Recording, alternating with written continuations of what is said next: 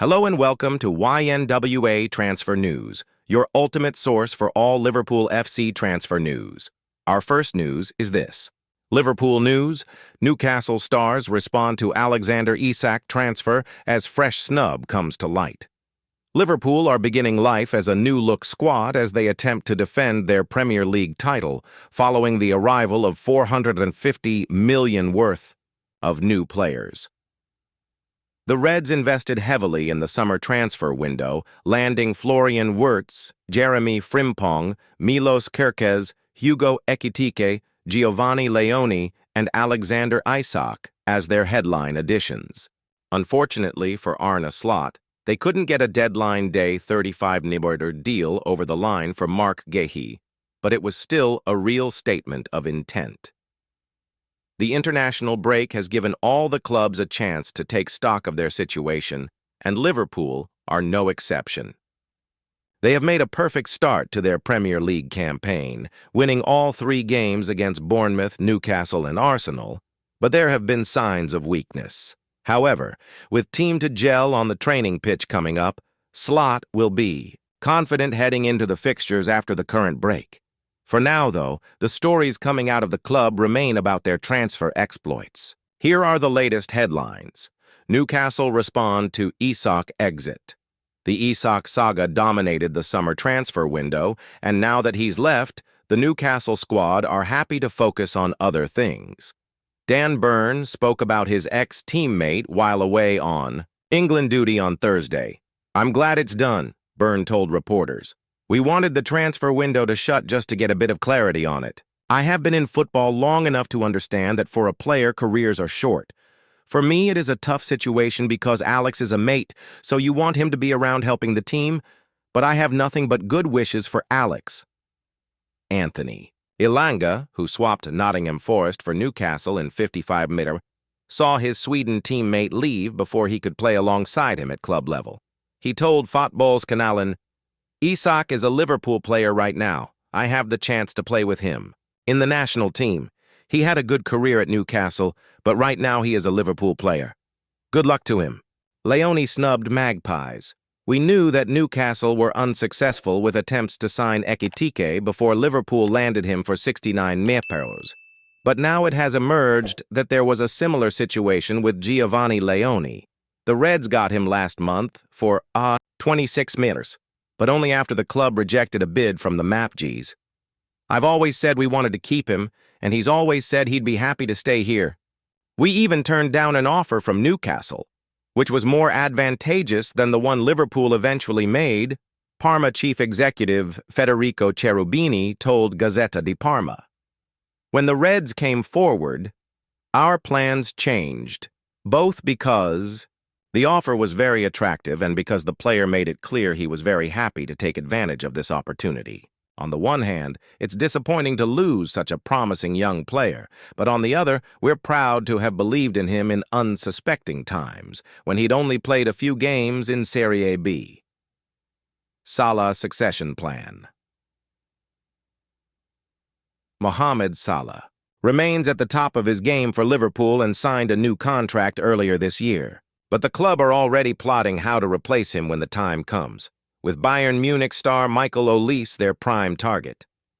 Olise left Crystal Palace for Bayern last summer for 45 million, but Liverpool hope that their strong relationship with the German club may help lure him back to the Premier League. They have done business for Sadio Mane, Ryan Gravenberch, Thiago Alcantara, and Luis Diaz in recent years, and that could help. Salah is now 33 years old, and although he scored 34 goals last season, Liverpool have already got one eye on the future. They have already recruited younger players for the other attacking positions, and Olise could be the next arrival in the summer of 2026. Liverpool told it has signed next Virgil van Dijk after beating Premier League rivals. Martin Semmens, the man who signed Giovanni Leoni for Parma last year, has claimed Liverpool has secured the heir to Virgil van Dijk this summer following the Italian defender's move to Anfield. Liverpool fought off competition to sign Leoni from Parma in a deal worth $26 million, 35 hours plus add-ons. The Reds believe they have brought in one of the brightest young center-backs in Europe. despite Leone playing just 17 senior matches in his career. Semmens was similarly convinced of the teenager's talents when he ratified his move from Sampdoria to Parma the previous year. The ex-Southampton CEO, who also signed Van Dijk from Celtic, was CEO of Kraus Group Soccer, the owners of Parma, up until this summer. Semmens took up a similar role at London City Lionesses last month and revealed his admiration for Leone in a recent interview.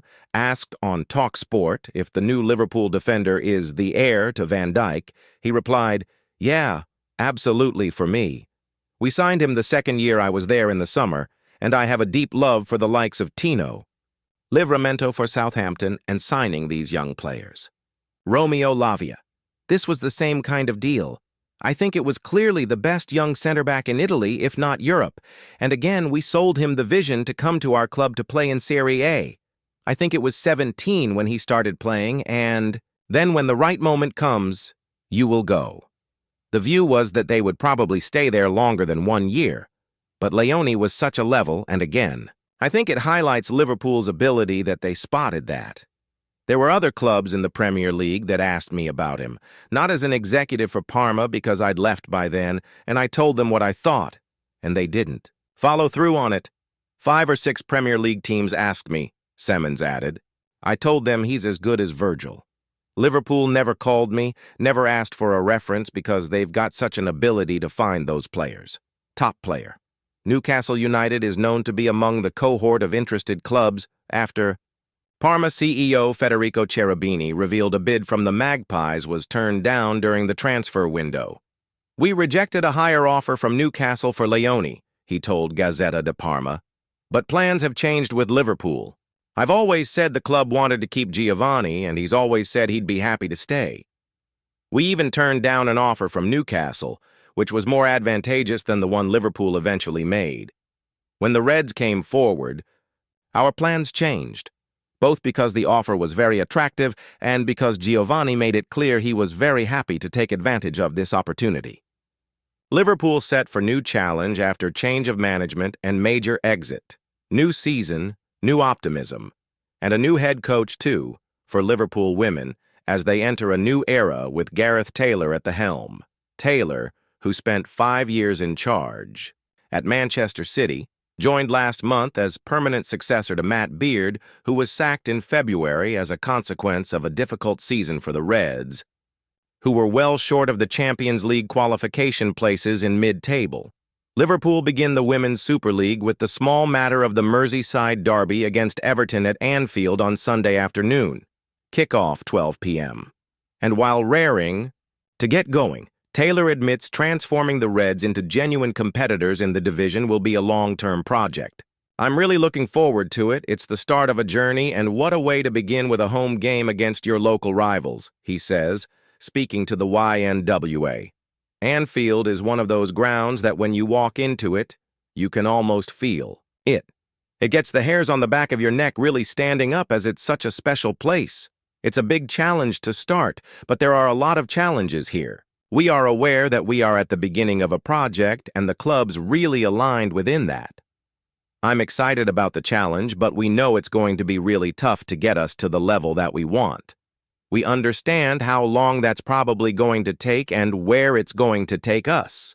We understand there's probably going to be a few bumps in the road, and recruitment is really going to be really key. That ramped up significantly on Thursday ahead of that evening's transfer deadline with the arrival of striker Beata Olsson from Swedish club Kristianstads, the signing on loan of Barcelona midfielder Emilia Šimčák, and Manchester City right-back Risa Shimizu, and a permanent deal for Alejandra Bernabé, who spent last season with the Reds from Chelsea, already agreed. Were deals for goalkeeper Rafael Borggraf, defender Lily Woodham, and midfielder Kirsty McLean, while Sam Kerr made a permanent move from Bayern Munich, having spent the second half of last season on loan with the Reds. The big loss, of course, was Olivia Smith, who left for Arsenal in what at the time was a world record $1 million move. Unless you're going to replace with like-for-like quality, it's really hard to directly replace someone like Olivia, admits Taylor. We recognize where we are as a club. What was really good with Olivia is that she came and had the opportunity to showcase her talents and was given a platform, and we understand that's kind of where we are at the moment. Obviously, in the future, we want to be in a position where those players don't want to leave and are excited about the project. We know that takes a bit of time. Liverpool finished a disappointing 7th last season, just 5 points ahead of 11th place Tottenham Hotspur in the 12-team league and a whopping 19 off Manchester United in the third and final Champions League qualification berth. Our ambition is high, but we know what that might look like in the short term, says Taylor. It might look similar to last season. Maybe we can push it a bit further. It's really hard to say right now, but I can guarantee we will work really hard to improve things here. Showing a degree of patience is going to be important. The opportunity to push things forward here is really high. There has been a lot of change at the club in the women's setup with new people coming in, and it's an exciting time. Taylor regularly came up against Liverpool during his time at City Boss, and while keen to impose his own stamp on the team, he doesn't want that to come at the expense of the chief qualities of the squad he has inherited. When I look back on some of the games, against Liverpool, they make it difficult for you, he says. We don't want to lose that. We want to bring a brand and an identity to the team, but we don't want to get away from what Liverpool represent as a club. It's about fighting together and working hard to support each other, and we want to capture that in the team. The way we want to play. We want it to be unique to us. We just want to try and create that identity. That's a real key.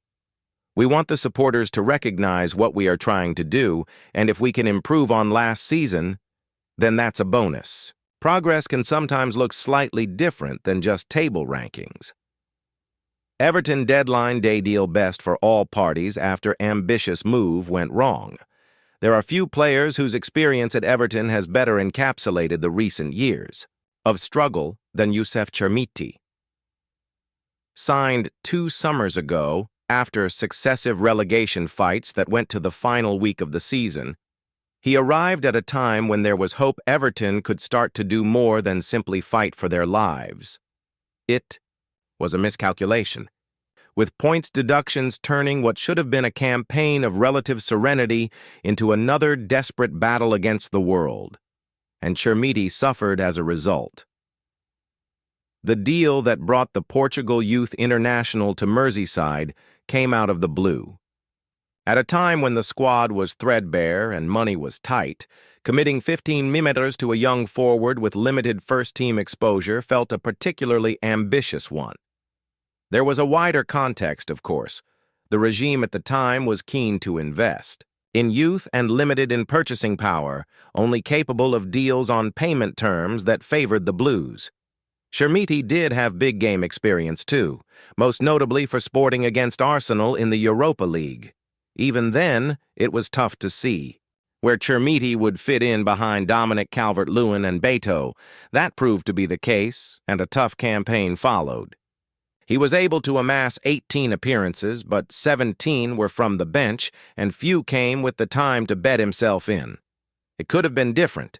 Senior figures at the club later conceded a loan may have suited both parties best that season, and there was interest in the January transfer window of that campaign.